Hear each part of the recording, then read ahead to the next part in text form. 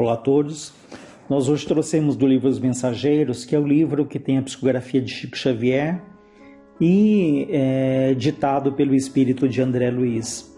E o capítulo 41, cujo título se chama Entre Árvores, ele traz aqui um momento em que André Luiz, Aniceto e os outros companheiros, depois de uma longa noite ali de trabalho espiritual, eles sentem a necessidade ali de revigorar as forças do descanso mesmo.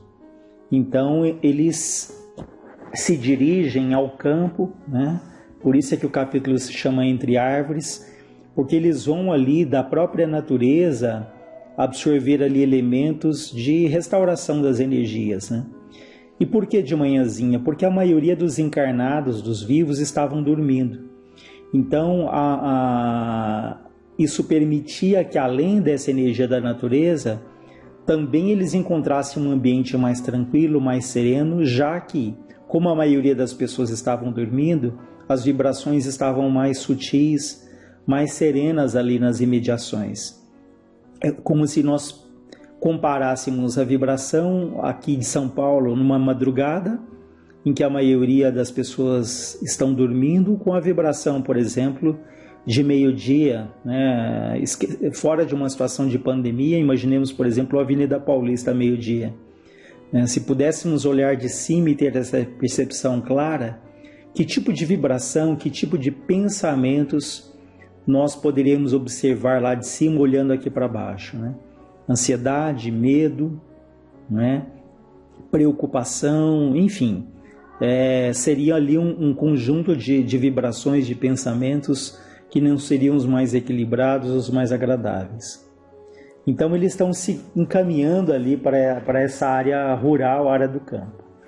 Eles dizem: decorridos alguns minutos, atingimos pequena propriedade rural povoada de arvoredo acolhedor.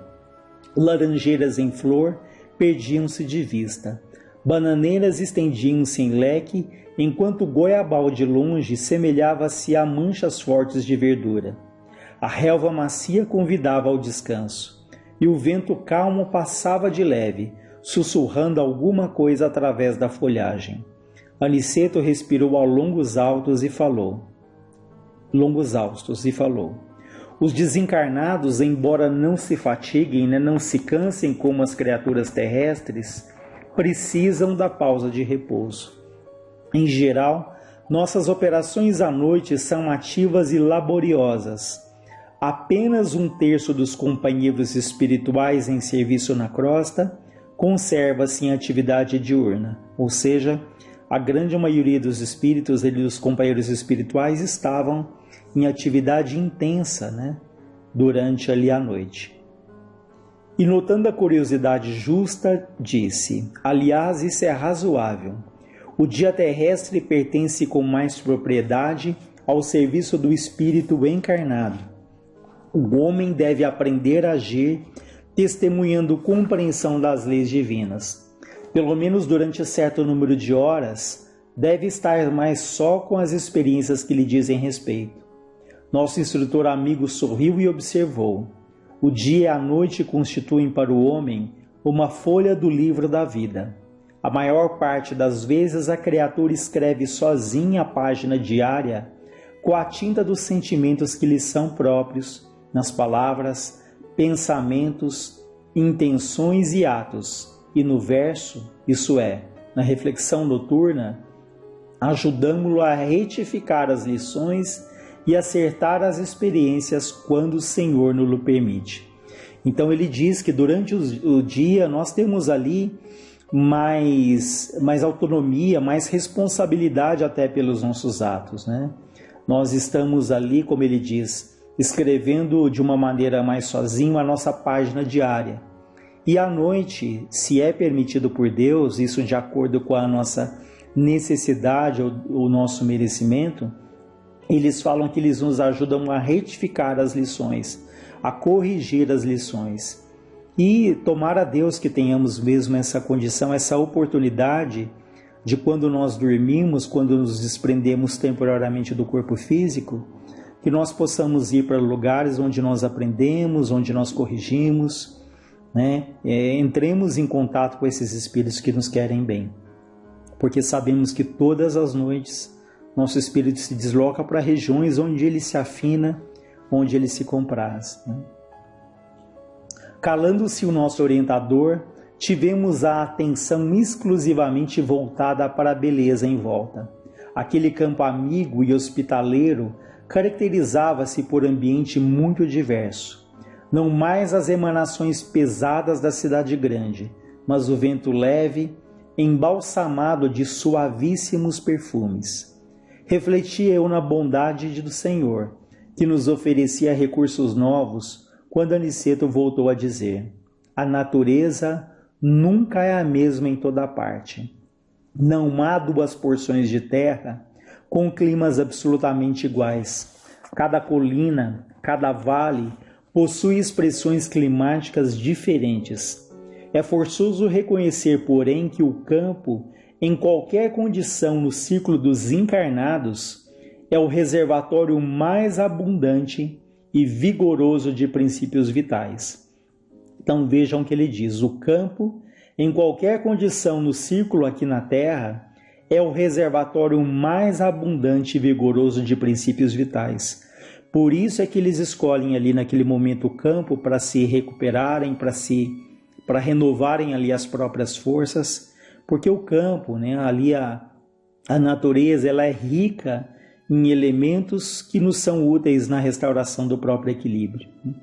Então não é por acaso que nós nos sentimos muito bem quando estamos ali em contato com a natureza, absorvendo ali o perfume das flores, né? Enfim, ou quem ali está em frente ao mar. São situações que nos trazem uma paz, um equilíbrio, né? O revigorar ali das nossas forças, justamente pelo contato com essas emanações da natureza, ou também do próprio Sol. Nós sabemos que o Sol tem uma importância altamente relevante, né, no equilíbrio da Terra, no nosso equilíbrio físico, espiritual, até na medida em que ele ajuda ali a sanear o ambiente, né, a dispersar vibrações difíceis, deletérias que nós emitimos como seres humanos ali ao longo do dia. Então, o sol, as plantas, a natureza de uma maneira geral tem um papel fundamental no nosso equilíbrio. E ele continua dizendo, né, em geral, todos nós, os cooperadores espirituais, estimamos o ar da manhã, quando a atmosfera permanece igualmente em repouso, isenta dos glóbulos de poeira convertidos em microscópicos balões de bacilos e de outras expressões inferiores. Ou seja, de manhã a atmosfera ela está muito mais salubre, muito mais saudável, né? Já que, como a maioria das pessoas estão dormindo, né, essas vibrações são mais tênues, né? Porque de maneira geral nós podemos emitir, e emitimos muitas vezes, como ele usa essa expressão, né, balões de bacilos ou de tantos outros, de todas as outras substâncias ou micro-organismos que afetam a nossa saúde física e espiritual. Por isso a importância do equilíbrio, porque cada um de nós, né, exterioriza, pensa, reflete, vibra aquilo que traz dentro de si. Então, se emitimos pensamentos de esperança, de fé, de confiança, de serenidade, isso impacta, isso envolve aqueles que estão ao nosso redor, sejam encarnados ou desencarnados. E o oposto também é verdadeiro. Quando emitimos pensamento de mágoa, de rancor, de desânimo, de revolta, isso cria ali uma psicosfera ao nosso redor que nos influencia primeiramente e também influencia o meio em que nós vivemos. Daí a importância sempre repetida, né, do padrão do nosso pensamento, das nossas atitudes, dos nossos comportamentos, das escolhas que fazemos ali ao longo dos dias, ao longo das horas, ao longo dos minutos, né? Ele diz: os trabalhos de hoje não nos permitiram descanso mais cedo. Apoiando-nos no veludoso relvado, na relva ali, né, na grama, Percebendo-nos a sede do saber, Aniceto prosseguiu. Assim me explico porque na floresta temos uma densidade forte pela pobreza das emanações em vista da hipermeabilidade ao vento. Aí, o ar costuma converter-se em elemento asfixiante pelo excesso de emissões dos reinos inferiores da natureza. Na cidade, a atmosfera é compacta e o ar também sufoca pela densidade mental das mais baixas aglomerações humanas. No campo, desse modo, temos o centro ideal. Vejam que interessante, que eles buscam aqui o ambiente rural, o campo, numa região ali altamente ventilada, né, com uma vegetação mais aberta. Então ele fala aqui que na floresta densa, aquela floresta fechada, em que não há circulação do ar, em que não há o vento, ali costumam ter emanações pobres, né, vibrações difíceis, nessas florestas mais fechadas, mais densas. E mostrando aqui o quanto é importante esses ambientes ventilados, né, em que as vibrações elas são mais sutis, elas são ali mais saudáveis, né? Por isso é que eles procuram ali campos abertos e não florestas mais densas, florestas mais fechadas, que trazem uma vibração mais difícil, da mesma maneira que as cidades também ali que tem ali a vibração dos seres humanos, né, muitas vezes são vibrações difíceis. Ele continua dizendo: reina aqui a paz relativa e equilibrada da natureza terrestre. Nem a selvageria da mata virgem, nem a sufocação dos fluidos humanos. Então, nem a mata virgem com seus fluidos são os difíceis, nem os fluidos humanos ali das cidades, que muitas vezes criam um ambiente sufocante, né? Um oxigênio ali até mais denso, mais pesado. O campo, né, um ambiente rural, é o nosso generoso caminho central, a harmonia possível, o repouso desejável. Embalados ao pio de algumas juritis solitárias, né, de algumas aves ali solitárias, repousamos algumas horas magnificamente asilados no templo da natureza. Com as primeiras tonalidades do crepúsculo, Aniceto nos convidou a rápido passeio pelas imediações. Reconhecia que estávamos muito mais bem dispostos. Somente depois de nos locomovermos por alguns minutos, observei que nas vizinhanças havia grande quantidade de trabalhadores espirituais. Em face das minhas interrogações, nosso mentor explicou bondosamente: o campo é também vasta oficina para os serviços de nossa colaboração ativa. E apontando os servidores que iam e vinham, considerou: o reino vegetal possui cooperadores numerosos. Vocês possivelmente ignoram, né, não sabem, que muitos irmãos se preparam para um mérito de nova encarnação no mundo, prestando serviço aos reinos inferiores. O trabalho com o Senhor é uma escola viva em toda parte. Então nós sabemos que há aqueles espíritos que se dedicam a trabalhar junto à natureza, na proteção da natureza, que são espíritos ali um pouco mais inferiores, que são dirigidos por espíritos mais instruídos, né? É o que a gente vai ver aqui. Nesse momento, nossa atenção foi atraída por significativo movimento na estrada próxima. Dirigimos-nos para lá, seguindo os passos de Aniceto, que parecia adivinhar o acontecimento. Observei então um quadro interessante. Um homem jazia por terra numa poça de sangue, ao lado de pequeno veículo sustentado por um muar impaciente, ou por um burro ali impaciente, dando mostras de grande inquietação.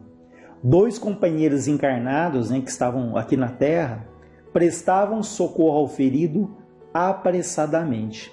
Um deles dizia: é preciso conduzi-lo à fazenda sem perda de tempo. Temo que haja fraturado o crânio.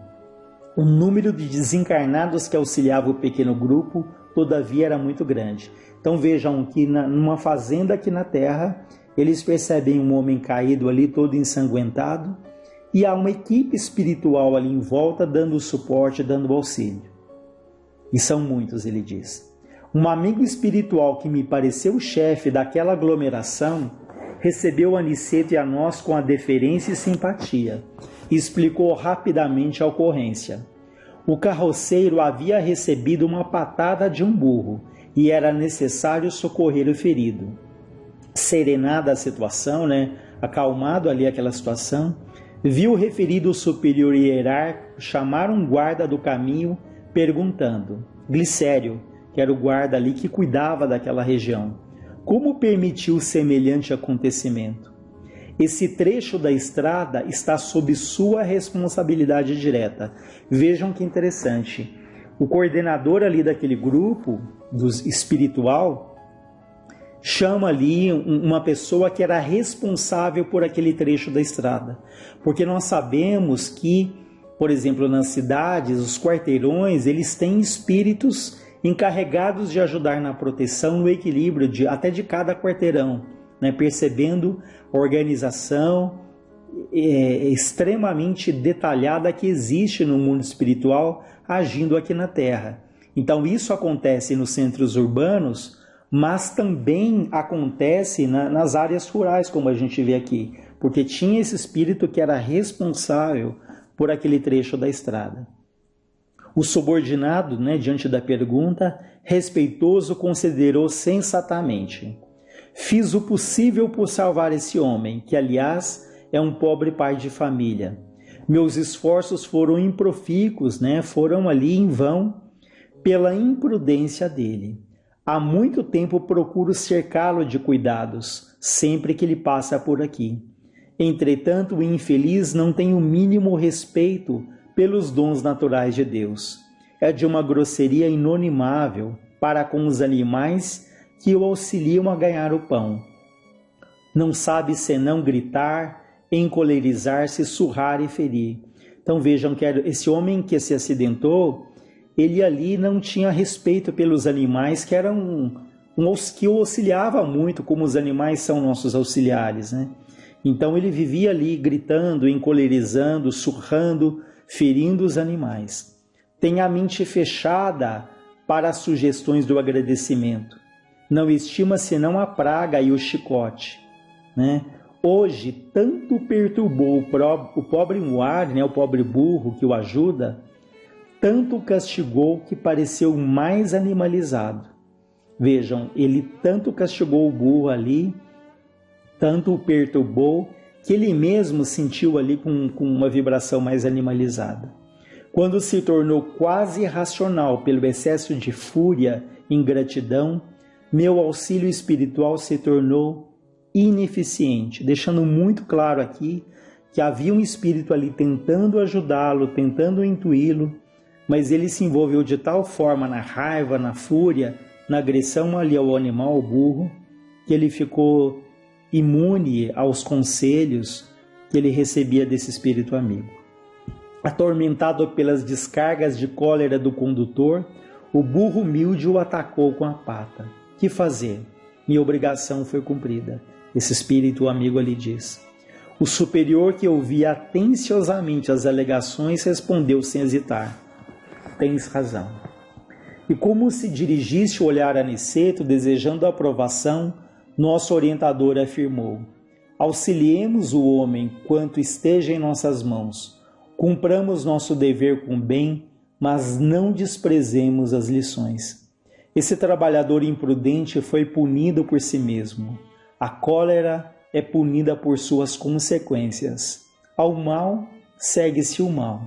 Se os seres inferiores, nossos irmãos no grande lar da vida, nos fornecem os valores do serviço, devemos dar-lhes por nossa vez os valores da educação. Ora, ninguém pode educar odiando, nem edificar algo de útil com a fúria e a brutalidade. Indicando o grupo que conduzira o ferido a uma casa próxima, concluiu imperturbável: como homem comum, nosso pobre amigo, aquele que se acidentou ali, sofrerá muitos dias chumbado ao leito, ficará muitos dias preso ali à cama. Entre as aflições dos familiares, irá demorar-se um tanto a restabelecer o equilíbrio físico, mas como espírito eterno, recebeu agora uma lição útil e necessária. Então, esses muitos dias que ele permaneceria ali preso ali à cama, pela impossibilidade de movimentação física, da recuperação imediata, seria de grande importância para a reflexão, né, como diz aqui. Recebeu uma lição útil e necessária. Altamente surpreendido, André Luiz diz, reparei na grande serenidade do nosso orientador e comecei a compreender que ninguém desrespeita a natureza sem o doloroso choque de retorno a todo tempo. Então, é uma lição bastante interessante sobre o respeito à natureza, sobre o respeito aos animais, né, que nós devemos tratá-los ali com todo o respeito, porque estamos ajudando no processo ali de evolução desses companheiros, né? Em função do tempo, nós vamos encerrando por aqui, sempre gratos a Deus pela oportunidade sagrada da vida, pela oportunidade de mais um encontro. Que Deus ilumine a todos os doentes do corpo e da alma. Que luz se faça no nosso lar, que luz se faça em todos os lares da terra. Graças a Deus, graças a Jesus.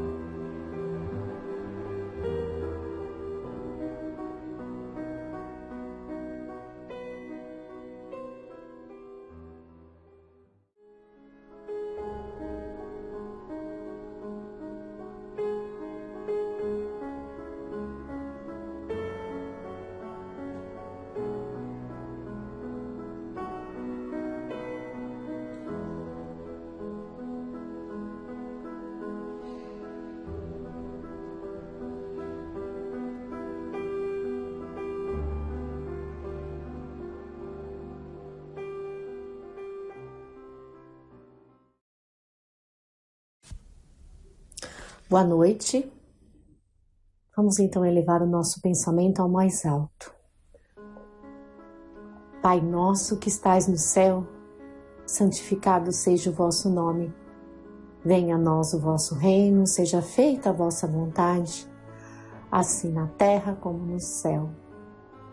O pão nosso de cada dia nos dai hoje. Perdoai as nossas dívidas, assim como devemos perdoar os nossos devedores. Não nos deixeis cair em tentação, mas livrai-nos de todo mal. Que assim seja, Pai, graças a Deus, graças a Jesus. A doutrina espírita é muito rica, é muito clara, objetiva. Encontramos nas obras básicas de Kardec todas as respostas, todos os esclarecimentos, as instruções para o nosso despertar, para o nosso conhecimento e para o trabalho ativo, porque ela é um convite ao trabalho, a prática do Evangelho. E temos também diversos outros livros que vieram através da mediunidade muito equilibrada de irmãos e companheiros, com muitos exemplos, muitos esclarecimentos. Hoje nós vamos ver do Evangelho segundo o Espiritismo, o capítulo 18, item 10. E na sequência, vamos ler um texto trazido pelo irmão X, através da psicografia de Chico Xavier, relatada no livro Estante da Vida. Vamos iniciar então com o Evangelho. Item 10. Muito se pedirá àquele que muito recebeu. O servidor que houver sabido a vontade de seu Senhor e que, todavia, não estiver preparado e não tiver feito o que esperava dele, será batido rudemente. Mas aquele que não houver sabido sua vontade e que tiver feito coisas dignas de castigo, será menos punido. Muito se pedirá àquele que se tiver muito dado, e se fará prestar maiores contas àqueles a quem se tiver confiado nas coisas. Mais coisas. Lucas capítulo 12, versículos 47 a 48. Eu vim a este mundo para exercer um julgamento, a fim de que aqueles que não veem vejam, e aqueles que veem se tornem cegos. Alguns fariseus que estavam com ele ouviram essas palavras e lhe disseram: Somos nós, pois, também cegos? Jesus lhes respondeu: Se fosseis cegos, não teríeis pecado. Mas agora dizeis que vedes, e é por isso que vosso pecado permanece em vós. João capítulo 9, versículos 39 a 41. Estas máximas encontram, sobretudo, sua aplicação nos ensinos dos Espíritos. Todo aquele que conhece os preceitos do Cristo é culpável, seguramente, de não os praticar. Mas, além do Evangelho que os contém não estar difundido senão nas seitas, entre estas, quantas pessoas não o leem? E entre aqueles que o leem, quantos há que não o compreende? Disso resulta que as próprias palavras de Jesus estão perdidas para a maioria.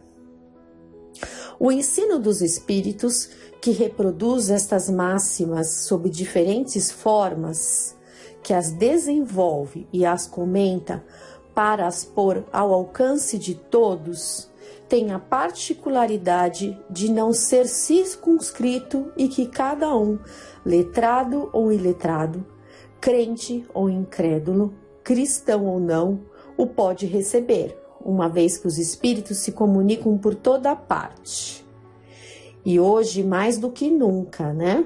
Nós não podemos alegar nenhum tipo de desculpas, como, por exemplo, a questão do isolamento social, né? Nós temos aí outros canais onde podemos estar acessando livremente os ensinamentos da doutrina, através de livros, através de sessões online, de estudos, vídeos. Então, não podemos alegar que não temos acesso e que não conseguimos o esclarecimento necessário, né? Porque ela se dá através de muitas mensagens e de muitos exemplos, né? Os espíritos se comunicam por toda parte e se fazem ali de uma forma mais clara a cada um, a cada perfil, né? A cada tipo de pessoas. Nenhum daqueles que o recebem, diretamente ou por intermediários, pode pretextar ignorância.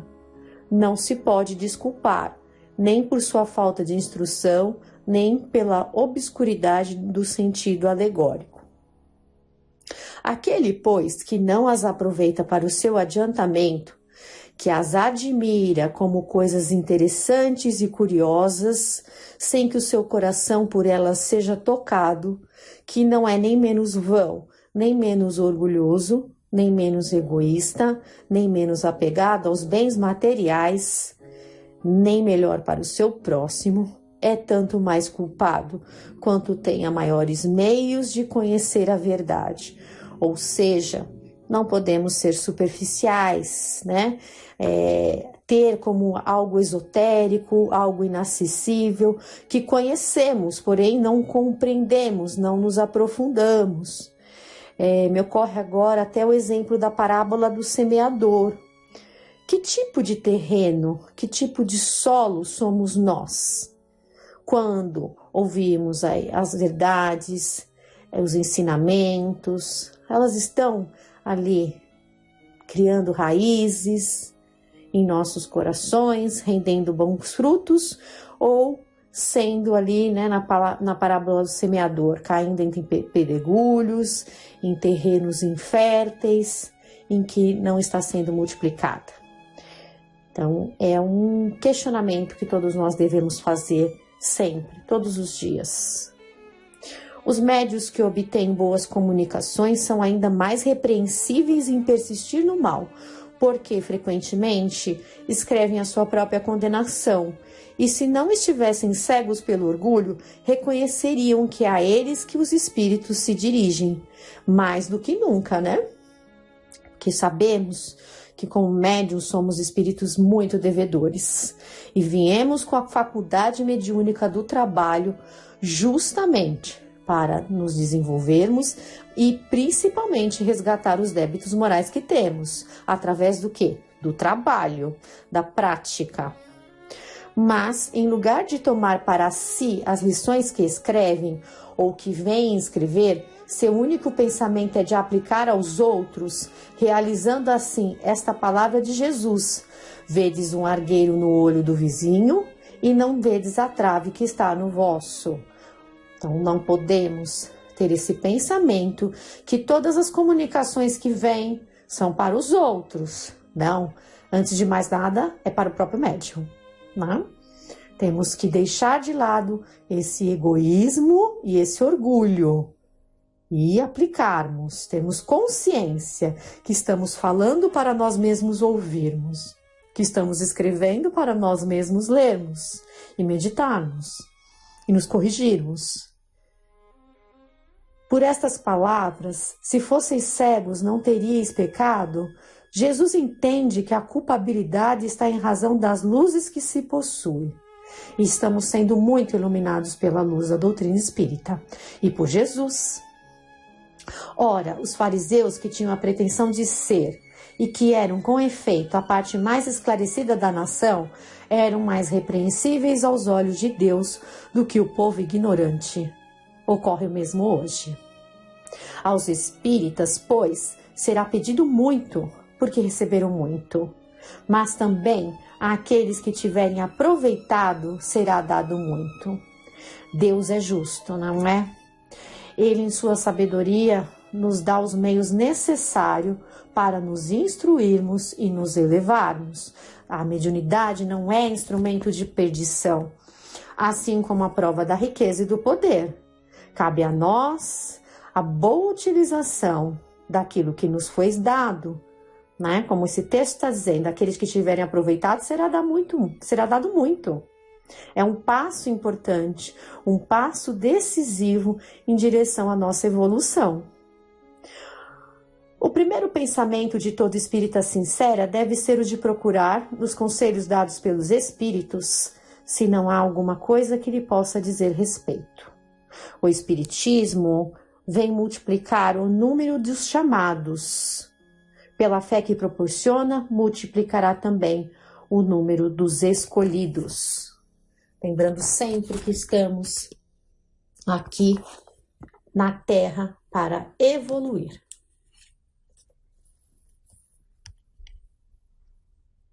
O texto relatado no livro Estante da Vida chama-se No Dia das Tarefas. Quem descreveria o encanto daquele grupo de corações entusiastas na fé? O irmão Celestino edificara-o pouco a pouco, 5 anos consecutivos de trabalho e devotamento. Então, o irmão Celestino era o mentor espiritual. Campeão da bondade no plano espiritual, Celestino encontrara na médium-dona Silene uma companheira de ação, extremamente dedicada ao serviço do bem. Viúva, desde muito jovem, consagrara-se ao amparo dos semelhantes e, por sua vez, granjeara em Celestino um amigo fiel. Então, era uma médium que estava ali em trabalho, buscando estar cada vez mais em sintonia com esse irmão, né? Ela era uma boa trabalhadora. Ambos haviam levantado aquela doce equipe de obreiros da oração com inexcedível carinho. Reuniões de prece e auxílio espirituais nas noites de segundas e sextas-feiras. Consultas afetivas a Celestino e respostas abençoadas, criando esperança e reconforto. E, depois dos contatos terrestres, eis o denodado irmão a diligenciar obter aqui e ali determinadas concessões, em benefício dos companheiros encarnados. a atenção de algum médico amigo para suprimir as enxaquecas da Dona Alice, cooperação de zeladores desencarnados e socorro dos meninos da Dona Zizinha em dificuldades na escola. Apoio de benfeitores para a solução dos problemas frequentes de João Colucci, o alfaiate. Vigilância de enfermeiros devotados para a filha doente de Dona Cacilda. E providências outras, diferentes e múltiplas, de semana em semana, a favor do pessoal. E o pessoal do agrupamento não lhe regateava admiração. Então, o grupo, todas essas pessoas que foram mencionadas, estavam ligadas ao grupo, e sob o amparo do irmão Celestino. E eles sempre ali, pelo que se percebe, rogavam a ajuda desse espírito. E lógico, tudo era concedido de acordo com a vontade do Pai. Não era tido nenhum benefício para eles, mas tudo o que acontecia, quando ele fala aqui, o amparo à família, dos trabalhadores, a questão de saúde, tudo isso era concedido por acréscimo da misericórdia de Deus e de Jesus. E o irmão Celestino era apenas um instrumento útil da vontade do Pai. Então, eles tinham ali uma admiração e sempre relatavam, os encarnados que recebiam esse benefício, eles reconheciam todo o amparo desse espírito protetor, desse mentor. Espírito amigo como poucos, enunciava Cizenando, o contador muitas vezes por ele beneficiado. Devo a irmão Celestino que jamais pagarei, acentuava Armando Ribeiro, o tipógrafo. E nós, como seres humanos, quantas vezes nós falamos isso sobre alguém que nos faz muito bem, Devo a fulano o que jamais pagarei. Quanta verdade tem aí nessa frase. Protetor extraordinário, afirmava Dona Maristela, que a generosidade do amigo espiritual soerguera de fundo abatimento. Para mim é um pai que não posso esquecer. Creio que não teremos neste mundo um credor tão importante assim, aduzia Dona Raimunda Pérez, a quem o samaritano desencarnado restituíra a alegria de viver. É preciso que sejamos gratos, realmente, a todos os nossos benfeitores. Em clima de trabalho incessante para Celestino no plano espiritual e de incessante louvação para ele no conjunto humano, transcorreram 60 meses, ou seja, 5 anos. Por isso, na noite do 5º aniversário das reuniões, a sala de Dona Silene mostrava belo aspecto festivo. Flores, legendas, panos caprichosamente bordados, músicas para meditação. Chegado o momento do intercâmbio espiritual, depois de preces e saudações efusivas, Celestino controlou o aparelho mediúnico e falou sensibilizado, através, então, da mediunidade de Dona Silene, Vocês percebem que eles estavam ali num grupo muito pequeno, muito restrito, provavelmente ali dentro da casa dela.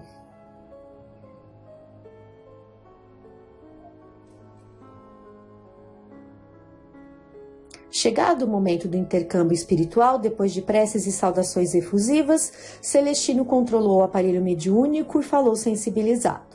Reportou-se aos dias do começo, aos favores obtidos do alto, às oportunidades de trabalho, às alegrias da solidariedade e, finalizando a preleção comovente, apelou. Agora, meus irmãos, estamos na época da distribuição das tarefas. Nossa doutrina revive o ensinamento de Jesus. E o ensinamento de Jesus, acima de tudo, se baseia no serviço ao próximo. Estamos cercados de irmãos sofredores, que desde muito tempo aspiram à comunhão conosco. Aqui são doentes que esperam por uma frase de coragem. Ali são desesperados que suplicam o benefício de uma prece. Mais além, são necessitados de recursos materiais que anseiam por migalha da cooperação que lhes podemos prestar. Mais adiante, Vemos crianças requisitando cuidados para não tombarem na desencarnação prematura. Vejam quanto trabalho. Eram outras necessidades diferentes das que foram atendidas por acréscimo da misericórdia de Deus em concessão a esse grupo, a todas essas pessoas, né? Conseguem ver a diferença? São outras necessidades que o Espírito Celestino está aqui mostrando para eles, que era a necessidade do trabalho ativo, ali em socorro urgente a muitos necessitados do corpo e da alma, muitas formas de trabalho no campo. E a evangelização? Muita gente de todas as idades conta conosco a fim de saber o porquê do sofrimento, das lutas domésticas, das desilusões da existência, das aparentes desigualdades da vida. Convidamos, assim, a todos os nossos amigos aqui congregados para formarmos uma equipe de tarefeiros, com responsabilidades definidas no serviço aos semelhantes. Então, era tempo de trabalho. Eles foram muito amparados, muito assistidos, né, nas necessidades ali primordiais deles. Então, era o momento do trabalho. Eles estavam já fortalecidos, digamos que nas preocupações mais urgentes deles do dia a dia. Então, eles já poderiam estar dedicados ao trabalho. Cada um se encarregará de um setor de trabalho, na esfera dos recursos que lhes sejam próprios. Seremos um grupo legalmente constituído do ponto de vista terrestre, com dirigentes e dirigidos, cada qual, porém, servindo à causa da humanidade em horários previamente estabelecidos. Então, era um momento também de transição, dessa casa para um centro, para um trabalho maior, né, legalmente constituído, com mais horários, com disciplina, porque chegariam então todos esses necessitados que foi relatado. De certo, precisaremos disciplina, porquanto as nossas obrigações serão muitas. Então, eles estavam ali, foram parados para terem esse tempo dedicado à casa. Olha quanta ajuda a espiritualidade nos dá. Vai nos preparando, né? Vai preparando o campo para que a gente possa começar a tarefa, arregaçar as mangas e trabalhar. Recém-nascidos indigentes, enfermos abandonados, obsessos, mendigos, velhinhos sem ninguém, todos os nossos irmãos ao desamparo acharão socorro possível em nossa casa. Com o amparo divino, trabalharemos. Ao término, o devotado mentor, em júbilo manifesto, marcou a semana próxima para a discriminação dos encargos com que todo o conjunto seria honrosamente distinguido, a meio de promessas comovedoras e votos brilhantes. Sobrevindo a reunião assinalada para a distribuição de tarefas, irmão Celestino chegou entusiasmado e confiante ao templo doméstico, notando, porém, que ao lado de Dona Silene, em prece, não havia ninguém. Então, foi o que foi mostrado aqui no Evangelho. A responsabilidade, né? Muitos chamados e poucos os escolhidos. Todos eles foram chamados. Mas quem se fez escolhido nesse texto aqui do irmão X? Apenas a Dona Silene estava ali disposta a dar continuidade ao trabalho, a abraçar esse trabalho maior. Então, vamos refletir bastante sobre esse texto, sobre a nossa responsabilidade. Eu vou reler aqui um parágrafo do texto, né, do item 10 do capítulo 18. Aos espíritas, pois, será pedido muito, porque receberam muito, mas também àqueles que tiverem aproveitado será dado muito. Então, que as nossas reflexões sejam muito intensas e que possamos ser não só chamados, mas escolhidos no trabalho. Que assim seja.